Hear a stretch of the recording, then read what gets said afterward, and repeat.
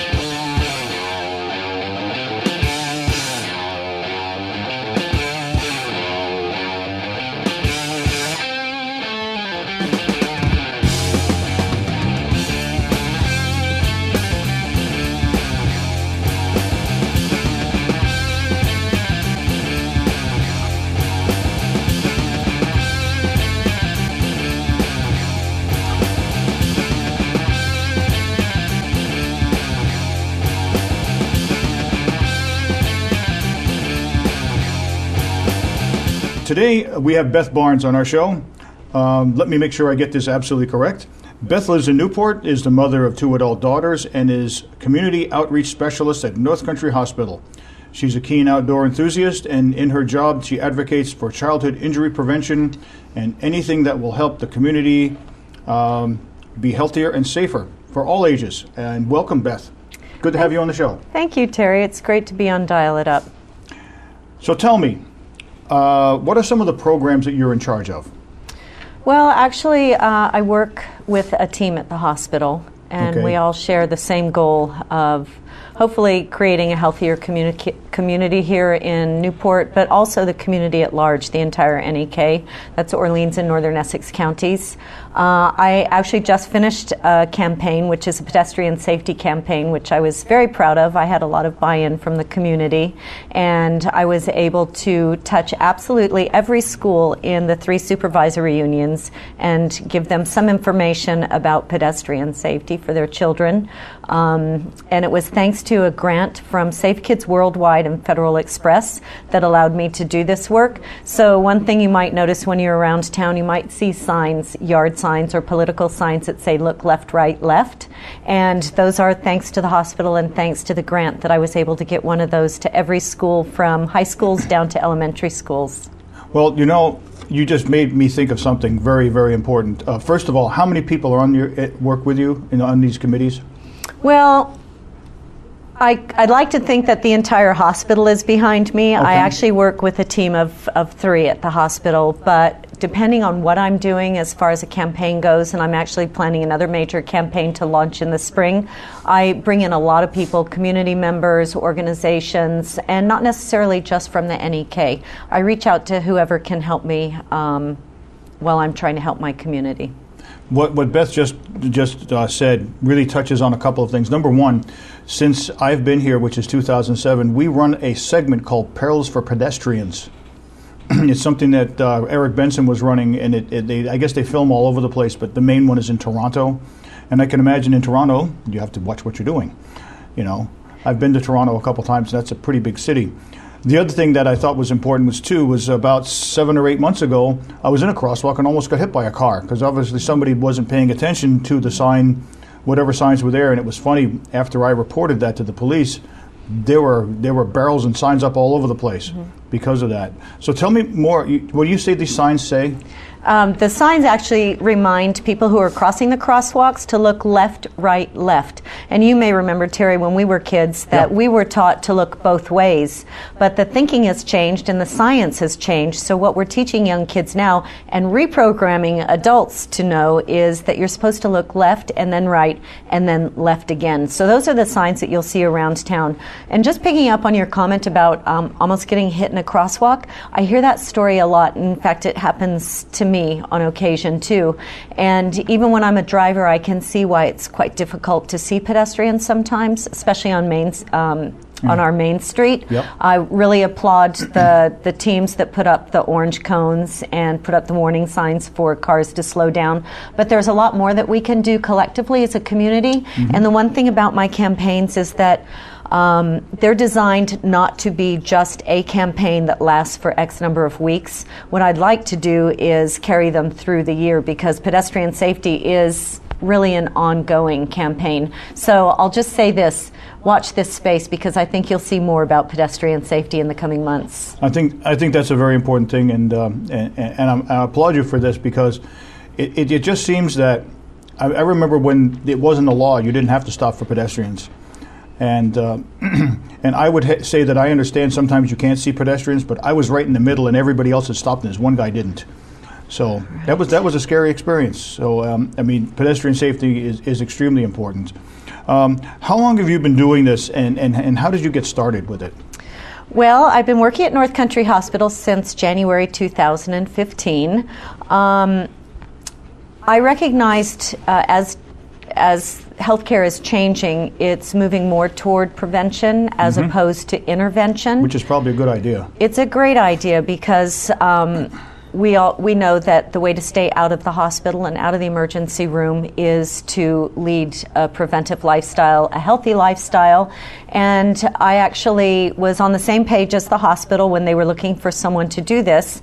And I already had a foothold in the community, and I had my finger on the pulse. I love my community. I've only been here for 3 years, but I really grew to love it very quickly. So I wanted to do something, and my passion is outdoor activity, childhood injury prevention, healthy lifestyle, so it seemed like a perfect fit. What are some of the responsibilities that your job entails? Well, some of the responsibilities would be to actually get out into the community, as I mentioned, and I like to think of that as community engagement, because the only way I'm going to be able to do my job as a community outreach specialist is to actually understand and know the community that I'm serving. And to reach out to them. And to reach out to them, definitely. I'm very interested in promoting safety, teaching prevention, and also along with that, promoting healthy habits. I reach out to schools. I have a program that I absolutely love. It's very dear to me. It's called Classroom Cruisin', and it's a program that teaches elementary school children basic bike riding safety skills. I go into the school and I start by wearing 2 different types of shoes, one with shoelaces and one without shoelaces, and I ask the kids, which shoe would you choose if you were going to ride your bike? And they all point to the one with shoelaces, because it's brightly colored with reflectors on it. And that gets the conversation started about shoelaces. Something as basic as shoelaces could actually save your life. I tell the kids that they really need to tie them. If those are the only choice they have is to wear shoes with laces, they really need to pay attention and tie them, because the loose shoelaces could get caught in the gears or the pedals or the tires, and it could drastically alter the course of the bicycle. And if you're riding in traffic or near traffic, that could have very catastrophic consequences. Some of the other things I teach them is about how to wear their helmet properly, and to wear their helmet, which is sometimes very difficult, what kind of clothing to wear as far as being bright and tight-fitting. And I teach them basic hand signals too, so that they can communicate with traffic when they're actually riding side by side with traffic. And we just have a really great time. It's a fun message, but it's a really important message. And it's also a great way to stay fit. It keeps along the thinking of kids need 60 minutes of exercise a day. And so if they can ride their bikes to and from school, or ride their bikes to and from their buddies' houses, A, they save their parents from having to be at their beck and call, and B, they get some of the exercise that they need to get. And biking is one of your better cardio exercises. For one thing, it supports your sacrum, so unlike running, if you can run, that's fantastic. I can't anymore. My knees and my back won't take it. But if you're biking, your sacrum is supported. Exactly. So therefore, biking is one of the best cardio exercises you can do. What are some of the other organizations and agencies that you work with? Can I just make a caveat right there quickly? Sure. Is that we are so blessed around here to have awesome places to ride bikes, such as the bike path. And I know I see you out there a lot, Terry, with your wife. Yeah, my brother-in-law and I and my wife have even been up to on the Canadian side and have ridden up to Ayers Cliff. Wow, that's great. We're spoiled for choice around here. We definitely are. Yeah, and I think it's good that a lot of communities have bike paths now, because that wasn't always the case. Yep, things are looking up, aren't they? Yeah, I wish they'd have paved it and people could rollerblade on it, but that's another story. So what are some of the organizations and agencies that you work with, Beth? Well, my job is really a community-centered job, so I try to work with as many organizations that I can. I work very closely with the 3 supervisory unions because that is the audience that I'm trying to reach is kids. And when I say kids, I define that as 0 to 19 years old, not necessarily just the elementary school kids. So I work with the supervisory unions. I work with Building Bright Futures, Head Start, and those are just a few. I work sometimes with Green Mountain United Way. I'll work with anybody who will be willing to work with me because basically all of us want to send the same message, and that's to keep our kids safe and keep our kids healthy. Oh, I totally agree. And do you work only with local organizations, or do you work with state organizations or even federal organizations? Well, that's a really interesting question. I'm glad you brought that up. It is a local community that I serve, but I do work with other organizations in the state, and I have a very favorite organization that I work with in Washington, D.C. called Safe Kids Worldwide. Oh, okay. And it's an international global nonprofit organization that works to help prevent childhood injury. And childhood injury is the #1 killer of kids in the United States. So I actually get a lot of information from them, and then I'm able to use it here in the local community. And they've really been instrumental in helping me build a lot of the campaigns that I have built and that I intend to build. In fact, they were the ones that were responsible for my pedestrian safety campaign. Well, it sounds like you've done a lot of work and you probably have a lot more to do, correct? I have so much work to do. Yes, it's endless, actually. In fact, I don't even think a 30-minute show is going to scratch the surface of what I want to do. Well, the nice thing about this is, folks, since I am the host of the show, is the fact that I can have you on again if I want to, and I don't see why I can't. What are some of the more difficult aspects of your job? Well, I would say probably the most difficult aspect is how am I going to take some information that's probably not the most pleasant information and some really sobering facts and present it to the community in a really thoughtful and gentle way. Because childhood injuries are not happy things. No. The happy thing about childhood injuries, though, is that most of them actually are preventable. So the hardest part of my job would be to take these sobering facts and find a way to tell parents and to tell organizations and to tell my community about the childhood injuries, but in a gentle way how they can help to prevent them. Oh, of course, you need to be diplomatic. I imagine being diplomatic is a very important part of your job also, isn't it? It is, because I don't ever want to be seen as being a scaremongerer. It would be very easy to do that in my job, but I see the job that I do as a really positive one. I'm taking what could be a bad situation and turning it into a good situation by teaching parents what they can look out for and what they can do to try and keep those inquisitive hands and those overactive minds at bay. Yeah. It sounds like you could probably work 90 hours a week if you had to. It sounds like a very, very full-time job. What agencies are the easiest to work with, and which ones are the more difficult ones? Well, I don't think that I've actually worked with anyone or any agency that's difficult. Like I mentioned before, it's really a happy message that I'm sharing. I'm there to help people and to help agencies and to help people help themselves. So I never go to anybody really asking for anything in return. I'm actually going in the spirit of giving. So I find that most people in most agencies and organizations actually like to see me at their door. Oh. Are you at Montpelier very often, or does that happen very often? I am not in Montpelier at all, no. Okay. But they have, like, there would be representatives here from the state agencies, I would take it? Well, locally I occasionally work with Vermont Department of Health, just in our local office. I do work with UVM Medical Center. Oh, okay, yeah, that's great. Yeah, they're also one of the Safe Kids coalitions. The Safe Kids Worldwide is comprised of 400 coalitions around the United States and 25 coalitions worldwide. So Vermont has their own coalition, and it's based at UVM Medical Center. So we have a really close collaboration. Yes, my granddaughter is a nurse there. Oh, great. Hey, maybe I know her. Yeah, could be. She was a graduate of North Country and just graduated last year. She's a full-fledged nurse at UVM Medical. Oh, that's she really likes her job there. Congratulations to you and to her. Yeah. Obviously, you feel very strongly about what you do. What actually has driven you to feel so strongly about this? Well, this job pretty much just landed in my lap. I wasn't a little girl growing up saying I wanted to be a community outreach specialist. But now that I have this job, a lot of things about my life are actually falling into place. I was a very careful parent, and I've always been a real mother hen, always watching out for everybody to make sure that everyone stayed safe and well. And now I'm starting to understand that I am in a job that speaks to exactly who I am and what I want to do in life.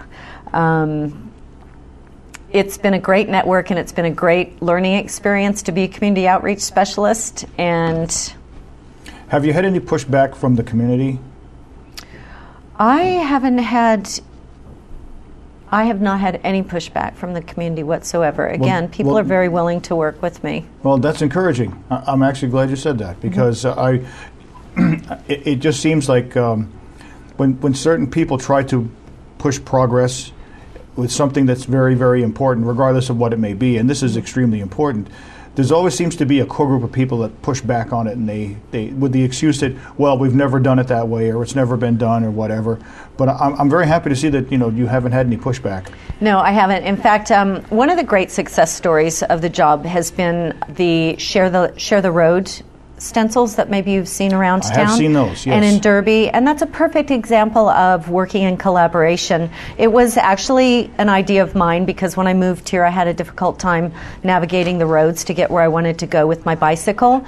And so I took that idea and I took it to the City Council, and I took it to the Department of Public Works, and initially I brought it to our CEO at the hospital, who gave me the go-ahead to do it. And I put all the pieces in place and dotted all the I's and crossed all the T's, and the next thing you know, we had stencils on the road, and I've heard a lot of people say that they appreciate them. So, like I said, that is a perfect example of how this community collaborates with each other. And maybe there's a little bit of pushback, because sometimes new ideas could be threatening, but it only lasts a split second, and then everybody gets on board and works toward the same goal. Well, I remember when they tried to put the bike path in. Mm-hmm. Gosh, I don't even remember what year that was, 95, 96, somewhere around there. And there was a lot of pushback to just the bike path. Mm-hmm. Now, in your estimation, do you know about how many? I think there are a lot of people that use that bike path, aren't there? There seem to be. I use it a lot. I don't know exactly how many people do use it, but I always feel that it could be used even more. Mm-hmm. Oh, I agree with you. And I work out at a gym in the early morning, and there's a couple of people that run on that bike path, and one of them almost stepped on a skunk one time. Oh dear! It was like 5 o'clock in the morning. Yeah. Well, one of the nice things about the bike path too is that there's parking at the hospital. It's dedicated for use of the path, and a lot of people might not know that. I didn't know that, because I know that they've got signs everywhere saying you can't park here. Mm-hmm. I guess the IRS building was one of them. Definitely, that one's off limits. I learned that the hard way. I think the incubator building is the same way, what the call center is. Yes, it is, definitely, but the parking lot that's adjacent to those two buildings right at the hospital is open for parking any time of day for people who want to use the bike path. Now, that's a good message for everybody out there, because I didn't know that. Mm-hmm. I live so close to it, I don't need to park my car there. Yeah. I live over just by the high school anyway. Yeah, that's a great message to get out. And it was thanks to the hospital, too, that they opened that parking lot, because they realized that there was a need. I agree, and I praise them for doing that. I mean, that is very important to know, because if you're from out of town or from 3 or 4 or 5 miles away from the bike path, and you have no place to park, what are you going to do? Yeah, and I worked with the Department of Public Works here in Newport also, and they were happy to put signs up downtown directing people to that parking lot. So, again, amazing collaboration. Now, how do you get your message out to the public regarding injury prevention? Well, Now that you're on television. Right, that's how, yes, exactly, through television. I use the local newspapers, which is a really great way to get the message out, but a lot of people don't read newspapers. We have an online newspaper, so I submit information to them. They're very good about getting it out. And then I have to get creative and use Facebook. Seems to be more people are doing that now. Yes, and we have a really great Facebook page at the hospital, so if anybody's watching, please like our page on Facebook. And then I also use Front Page Forum, postering, good old-fashioned postering. I put things up in the grocery stores and on Main Street. And I'm starting to build a network of people who know what I'm doing anyway. And there are many listservs out there that go out to a lot of different organizations and agencies throughout Orleans and Northern Essex counties. And you'd be surprised at how much coverage that actually gives you. Yeah, it seems to be, well, the way media is now, things are changing. It used to be just print. Print media, radio, and television with the big three, and that's all changing, isn't it? It certainly is. So your job is going to morph a bit as well, correct? It seems to morph every day. Actually, we've got a really great communications department at the hospital too, and I have to give them a shout out because they help me a lot. Well, that's good. Anybody specifically? Yeah, my colleague Jared. Okay. And he works close with you? Yes, he does. Yes, he does all of our IT and our website. In fact, I guess this would be a really great time to plug the new blog that I'm going to have, which is called Keeping Kingdom Kids Safe. And people will be able to log on to the hospital website and then find my blog and find all kinds of really wonderful information about childhood injury prevention and things that you might not know, things that you'd like to share with other people. And I also encourage not just parents to look at this information. I encourage grandparents and caregivers to look at it as well, because the traditional days of just a child being with a parent, I think, have changed, and a lot of grandparents are caregivers, and a lot of nursery schools, daycares. This is really important information for them to know as well. So if I could just plug one more time my new blog, which is going to be called Keeping Our Kingdom Kids Safe. Okay, and before the end, we're going to get a web page for the hospital and any contact information. Great. Well, we'll make sure that does happen. Do you see this not only for children but for adults also?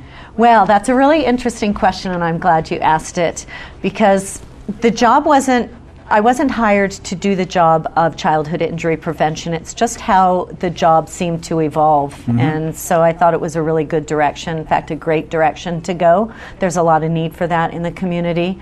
But then I started to see that, especially with my pedestrian safety campaign, that everybody needs to know how to cross the street safely, or they need to be reminded of it. And since Newport is one of AARP's age-friendly communities, in fact, I believe it's number 16, it's going to be really important for us to foster that with the aging population as well. Because you yourself said, Terry, that you had a difficult time crossing the street. I have a difficult time crossing the street, and we have to remember that the kids are going to be learning for the first time the proper way to do it, and the aging population might need to be reminded of it. And the one thing that I'm very interested in reminding people about is that, the rules have changed. Like I said, it's no longer just look both ways. It's look left, right, and left again.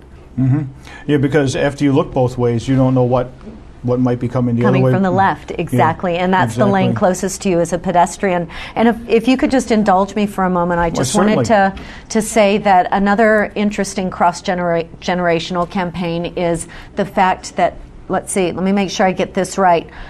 Unintentional falls are the leading cause of non-fatal injuries for children in the United States. That's non-fatal falls are the number one cause for injury. And on the flip side of that, according to AARP, among people 65 years and older, falls are the leading cause of injury deaths and the most common cause of non-fatal injuries and hospital admissions for trauma. So right there, that's a perfect answer to your question is, do I see this as not just for kids, but for other members of the community? So I think everybody can benefit from the message and the messages that I intend to bring to the community. She knows what she's talking about, because at the age of 63, I had one of these. I tore the ligaments out of my knee. I missed the bottom step my stairs going down. And so I know just exactly what she's talking about. Right. And it's so easy to do, isn't it? I mean, that's the nature of an accident, isn't it? You never expect it. I was even holding onto the railing, and it happened. You need to be more careful, Terry. Yes, I do. I do not want to go through that one again. What are some of the more serious types of injuries you'd like to try to prevent, whether it's adult or child? Well, because mine certainly was serious to me. Yeah, I'd like to prevent all injuries, of course. I'm an idealist, but I know that that's not possible. I do have a couple of favorite injuries, if I could say that. Why, certainly. Everyone's got a favorite injury, you know. The pedestrian safety is a big one. But I went to a conference this summer in Washington, D.C. that was actually hosted by Safe Kids Worldwide, and it opened my eyes to so many things. And the one thing it really opened my eyes to was the fact that I couldn't believe that my children are still alive, because I knew so very little of what I learned this past summer.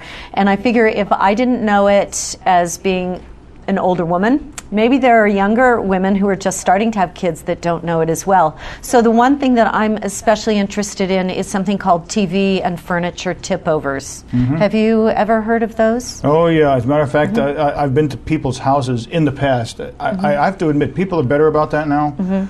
But in the past, I've seen the old CRT type of televisions, you know, with the tube in them. And they're on a rickety little card table type of thing, and I'm just waiting for it to fall over on somebody. Right. You know? Well, as we know, children have very inquisitive minds and busy hands. So if they see something that's up on a high shelf, they'll automatically reach for it. And as you mentioned, these old CRT TVs, which are the ones that are about as wide as they are big. And they're heavy. And they're heavy. So if a child reaches for something on a piece of furniture where one of those is placed, they might open the drawers and use those drawers as a climbing frame, and if that is not anchored to the wall, it'll come down on top of them. And I have to tell you a very, very sad statistic that every 3 weeks a child is killed from a TV tip-over, and every 45 minutes in the United States a child has to visit the emergency room for that very reason.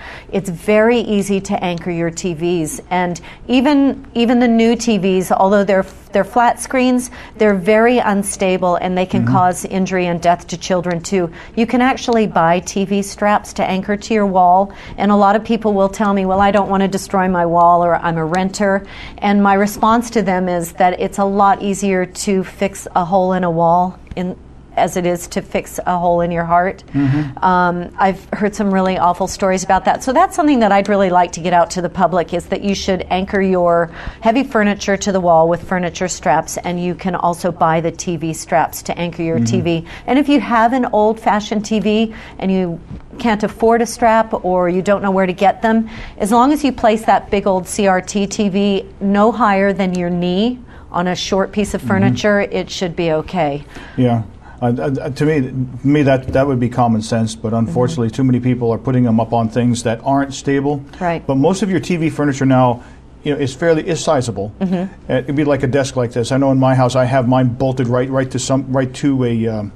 It's onto a unit and it's bolted right onto it. You'd have to pull the whole damn thing over. Yeah. You'd have to be pretty strong to do that. Yeah, but it's still happening. So if anyone watching this, a grandparent or a caregiver or a parent hears it, it might be a really great idea to look around and see if you can find one of those straps. I have a couple of other injury prevention ideas that are very simple, and they could save you a lot of heartache. And one of those is actually button batteries. Do you mind if I hold a button battery up? We'll show it right to that camera over there. Can you see this button battery? It looks no bigger than, believe it or not, a button. And it's very shiny, and it's very enticing. And or a dime even. Or a dime, or a nickel. And it's something that I think a little kid would be attracted to.